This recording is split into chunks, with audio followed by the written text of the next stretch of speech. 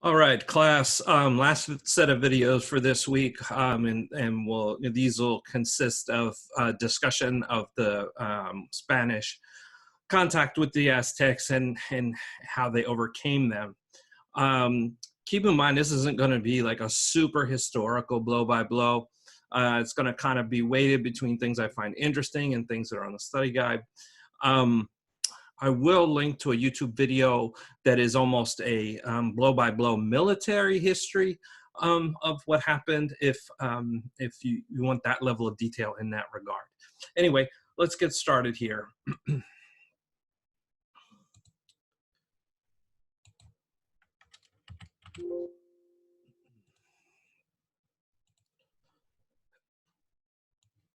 So the Spanish Conquest, 1519 to 1521. Of course, Hernan Cortez is the central figure on the Spanish side.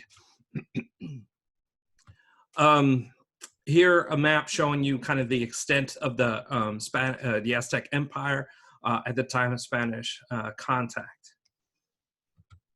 So there's this question about prophecy and omens that's kind of interesting. Your book talks about it and kind of shuts the door on it. And I kind of side with the book in this regard, but I want to talk about it anyway because it's just,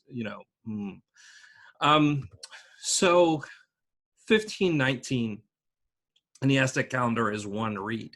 And remember how I told you in the videos on Aztec religion that during Toltec times, Quetzalcoatl, that deity, became anthropomorphized.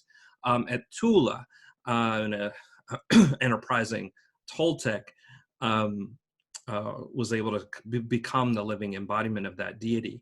Well, I didn't tell you his full name. His full name is Sayacatl Topiltzin Quetzalcoatl. And Sayacatl means one reed. So there's this idea like when this foreigner, stranger comes, is he the return of Sayacatl, right? Because it is the year one read, would make sense. So your book rightly says that there was no such prophecies that such a thing would occur.